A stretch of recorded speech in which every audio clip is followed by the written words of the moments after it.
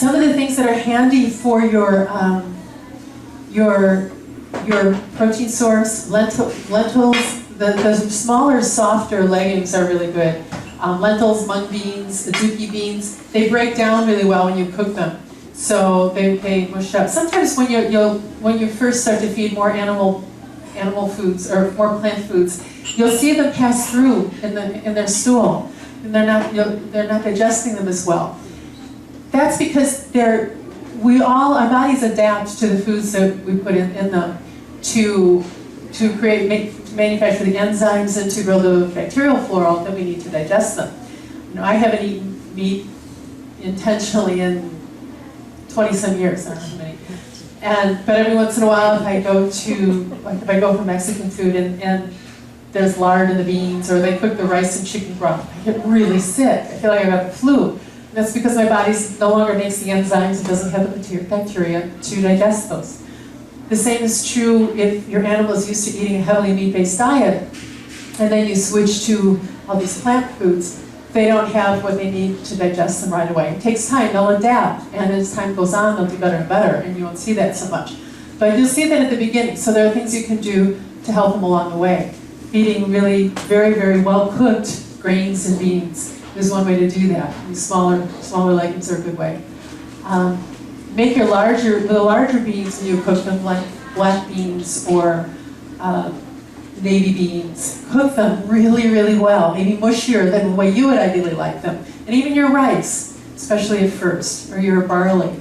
Cook them until they're really pretty soft so they're more digestible. Some of the really larger ones, you can actually puree, like garbanzo beans. They seem to be harder to break down.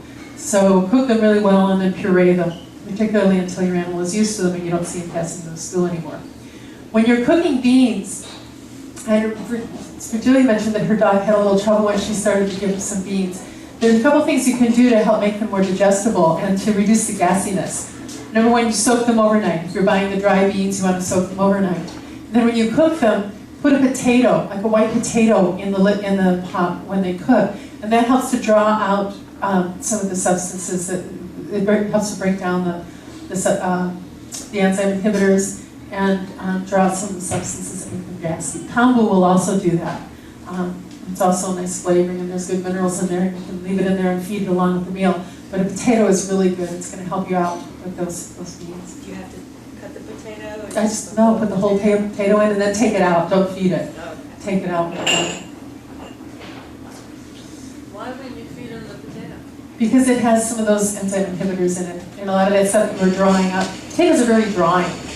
But they're like a poultice, almost. So they draw out, and then some of the things they're drawing out, that's why you've got it in there. But it's okay to feed them potatoes, isn't it? Oh yeah, potatoes are fine. Yeah. Nutrition boosters, we talked about some probiotics. Good idea to do some probiotics once in a while.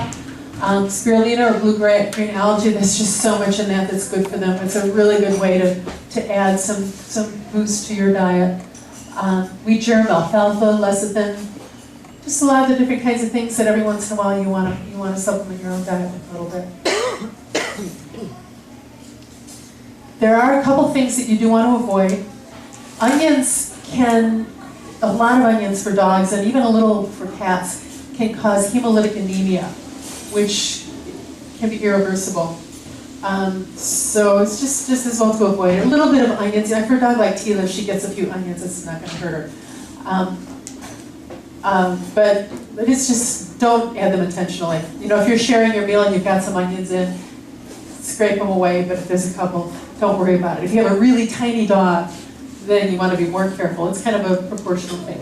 Cats are much more sensitive to it, so you really do want to avoid onions for them. Grapes and raisins are another issue. We're not quite sure what the problem is, why they're an issue, but you don't want to feed grapes and raisins. Chocolate should also be on there. Theobromine in chocolate can be damaging to the nervous system. Again, it tends to be a proportional thing. A dog like Tila, she got a little bit of chocolate, it's not going to bother her. A smaller dog has a lot of chocolate, it can be a big problem. Once again, I want to say it again, cats have to have a supplement. The taurine is necessary to avoid irreversible retinal degeneration. Generally, if this happens, it can't be cured. Your cat will be blind. Other issues relative to the taurine and carnitine are cardiomyopathy, which is a weakening of the heart muscle. Again, it's not clear that this is really an issue for dogs, but it's wise to go ahead and supplement it because it's just not worth taking the chance, and it's too easy to supplement them. Arachidonic acid, vitamin A. Again, there's still there's not much research on these things. There are lots and lots and lots of people feeding their animals very successfully on these kind of diets. These are some of the questions that have come up, some of the things that we expect that they may need. A great way to resolve this, there's a supplement called VeggieCat and VeggieDog. It's made by a company called Harbingers of a New Age, and I've got a stack of wonderful pamphlets from them sitting at home on my desk, and I didn't bring them, I apologize for that. But if you go online, VeggiePet, VeggiePet.com, they've got everything you need. And it's a supplement that you can add. They're very tasty. They've got seaweed in them. The animals love it. It's a great way to just cover all your bases in the supplement category. They don't add carnitine. And that's because they say, we just don't have evidence that they really need it. I think it's a good idea to throw in a carnitine capsule and just cover your bases. Cats are, as I said, Tila was so easy. She's the easiest vegan. She'll eat anything. She eats sauerkraut. Anything I put in front of her, she'll eat. And she not just eats it, she loves it. Cats are tougher, and most dogs do make this transition really easily. The cats are harder. They're generally a little more finicky about their food, and it can be harder to make the transition. There's some things you can do to ease the way with them. Number one, make it a slower transition. If you put just a little bit of vegan food mixed in with their meat food, with some meat, and then gradually reduce the proportion of meat, that's one way to do it. If you add things like nutritional yeast, it has kind of a cheesy flavor that they like. Spirulina, it's got the fishy taste that they like. Tomato sauce is often tempting for them. Or yellow foods, sweet potatoes. You ever notice they love sweet potatoes, corn, things like that? They seem to like those yellow, beta-rich foods. Or you can just drizzle a little bit of oil on top. A lot of times that'll tempt them to go ahead and raw foods. I've been doing mostly raw the past year or so, and I just feel so much better. I have so much energy with it. Certainly a lot of us are trying to eat a lot more raw fruits and vegetables, and it's good for them the same way it is for us. Certainly the vast majority of, certainly your fruits, you can feed those raw, except for the grapes and raisins. Vegetables, the leafy greens. This is another place where at first you might see them passing through in the stool. So at that stage you want to chop them up really, really fine or run them through the blender. But after a while, you won't need to do that so much. I can throw a handful of spinach in Tila's dinner and mix it up, and she loves it, and I never see it again. Cruciferous foods, some of the nutrients in those are more bioavailable if they're steamed, if they're slightly cooked.